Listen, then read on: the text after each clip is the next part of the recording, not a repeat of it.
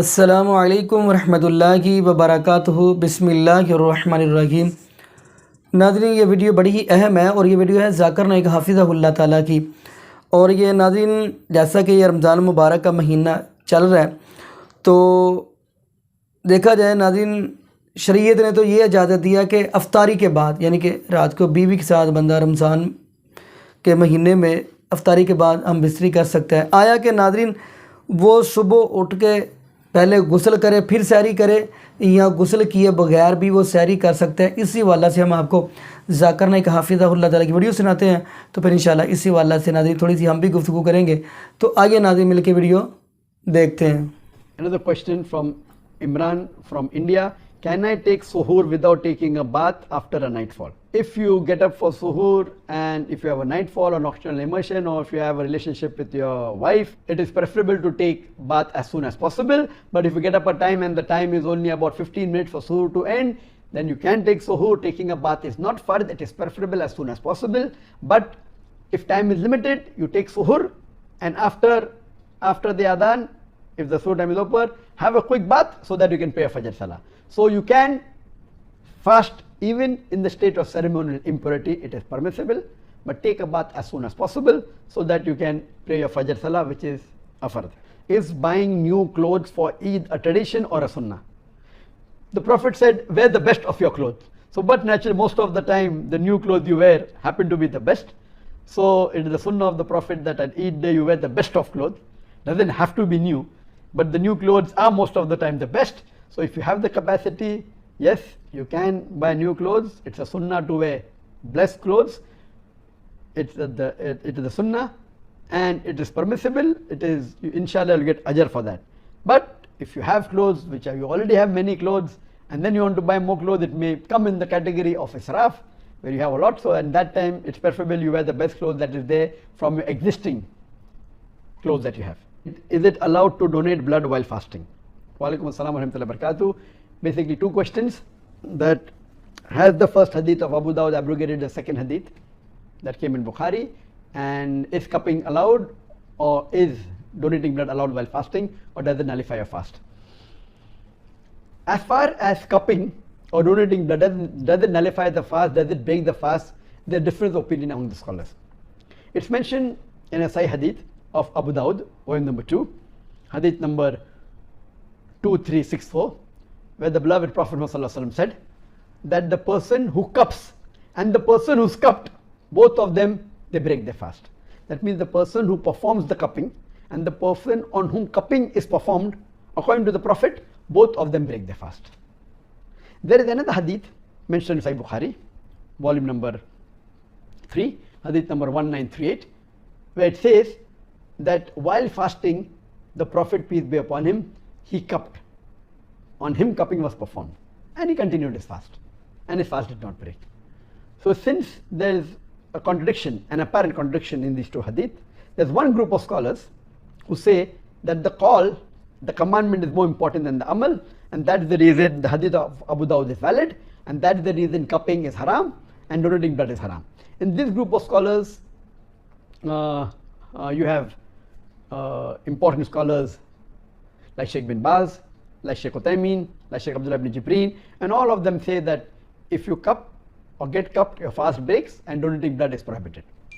You have another group of scholars like Sheikh Nasiruddin Albani, including Imam Malik and Imam Shafi, including Hazrat Aisha radiallahu anha and Anas bin Malik, may Allah be pleased with them both. According to them, the first hadith of Abu Dawud is abrogated by the second hadith of Sahih Bukhari. That's the reason you can fast. I mean, you can cup during fasting and your fasting doesn't break, and you can donate blood and your fasting doesn't break. Since there's a difference of opinion, I prefer that both these group of scholars are top scholars, mashallah. Therefore, I personally advise that if you want to cup, you cup before Fajr or cup after Maghrib. If you want to do it in Ramadan, that's the best, so that you're safe, irrespective which group of scholar you belong to. If you want to donate blood, then donate blood before the Fajr Salah. If you want to donate blood during Ramadan, and do it after Maghrib, it is the best, so that there will not be, you will agree with both group of scholars and your fasting will not break this is the best, and Allah Alam. There's a question from Nazneen from Bangladesh. Can women pray Eid prayer at home? Yes, and now especially during the situation of lockdown, as we know that Eid Salat is preferable to pray in bigger congregation. The best is to pray in an open area, open ground, which we call as Eidgah, so more can assemble. Our beloved Prophet ﷺ said that even the menstruating women and the children, even if they don't have to pray, they yet have to go to the Eid Salah, go to the Eidgah at least, even though they don't have to pray. But as we know today, most parts of the world, because of the COVID-19, because of the coronavirus pandemic, most of the mosques are closed. So the best option available now is, if your mosques are closed in your area, then you pray at home. And as we mentioned last time, you pray it the same way as it is prayed. And the khutbah after the Eid Salah is not compulsory. In the Eid Salah, it's like a normal Salah, but there is extra 6 takbirat after takbir al-ihramat in the first rakat. After the first takbir, the takbiratul ihram, there's an additional 6 takbir. So totally there are 7 takbir before the Surah Fatiha. Then you read the first rakah. When you get up from the first rakah and before you start the second rakah, there are 5 additional takbirat. The 1 takbirat Allah Akbar to get up, additional 5. So total 7, 1 plus 6 in the first rakah, starting of first rakah, 5 plus 1, 6 takbirat in the starting of second rakah, and the remaining is the same. It's preferable if you know you can read Surah Ala in the first rakat after Surah Fatiha and Surah Ghashiya in the second rakat. This is the sunnah of the Prophet. There's another hadith which says that the Prophet did Surah Qaf in the first rakat and Surah Qamar in the second rakat. Even this is a sunnah. If you don't remember these surahs, no problem, you can recite any surah. Preferably you pray in Jama'ah in your home. The male person can be the imam, whether it be the father or the son or the brother, and the remaining family member can follow. The ladies, but natural, should have a separate line, and they can join the male in the salah at home. Ladies also should pray salah at home, and they have to pray behind the gents on a separate row. A Muslim will always wish that Ramadan does not end because the devil will come back if it ends. So why do we celebrate Eid when we know that the devil is going to be unchanged as soon as Ramadan ends? So brother is asking the question that why do we celebrate Eid after Ramadan is over? Because in Ramadan the devils, prophets, the devils are chained. So when Ramadan is over, when Eid starts, why are we celebrating? Because the devils have been unchained. So we should be sad. Why are we celebrating? That's a very good question. Number one, our beloved Prophet said that if we fast with sincere faith and seeking the reward from Allah during the full month of Ramadan, all your fasting will be forgiven. Our Prophet also said that if you do Qiyamul Layl during the nights of Ramadan, all your fasting will be forgiven. Our Prophet also said that if you do Qiyam during Laylatul Qadr, all your fasting will be forgiven. So if we have to fast during the full month of Ramadan, and if you say Ramadan will not end, if Ramadan will not end, then your sin will not be forgiven. If you have to do Qiyam in the month of Ramadan and you pray to Allah, Ramadan doesn't end, then your sins will not be forgiven. If you have to find the Laylatul Qadr, you have to seek it in the last 10 nights. If the last 10 nights don't end, then how will your sins be forgiven? So basically, we are celebrating Eid because our sins are forgiven. That's the reason on Eid day, the Sahabas used to wish each other by saying, Taqabbalallahu minna minkum. That may Allah subhanahu wa ta'ala accept from you and me.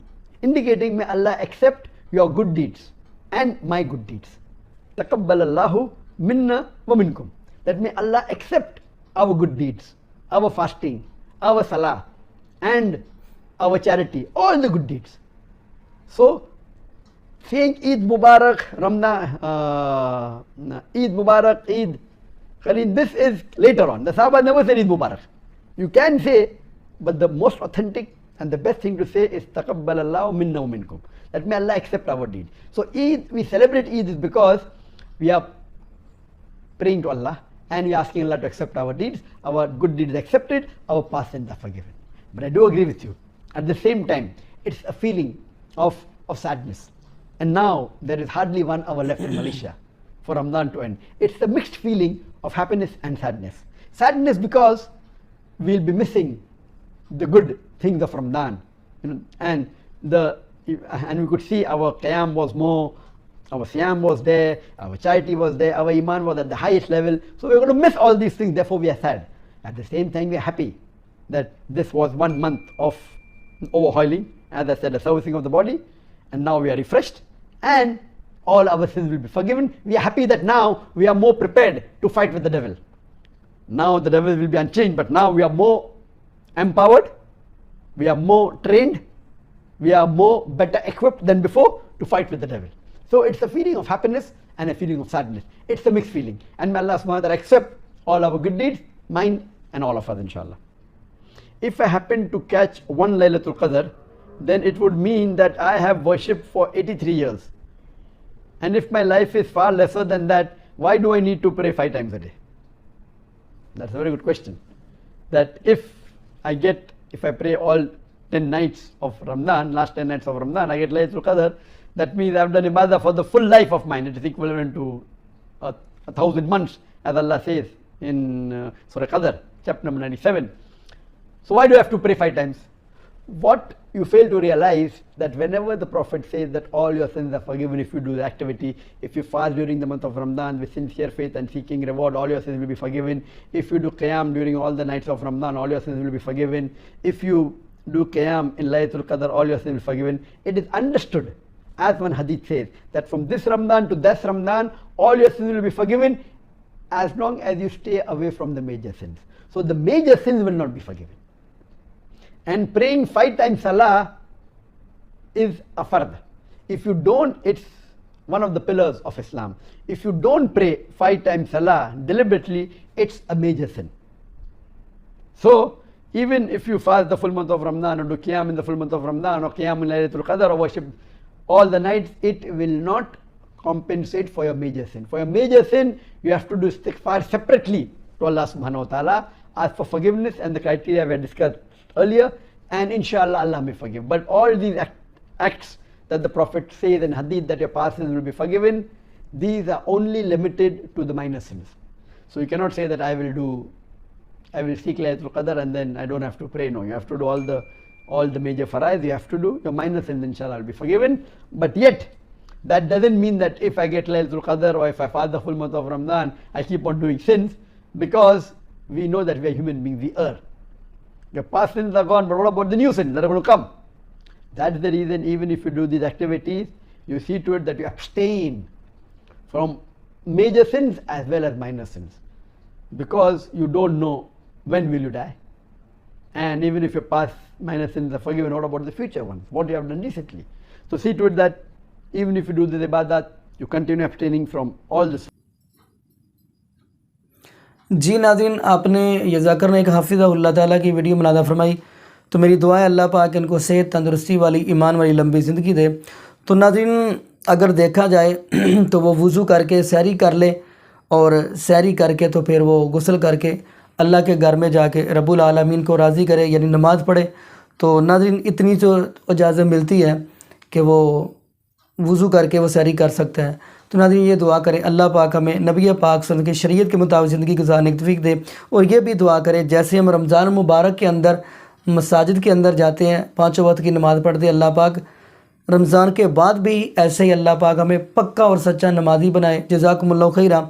अस्सलामु अलैकुम व रहमतुल्लाहि व बरकातुहू।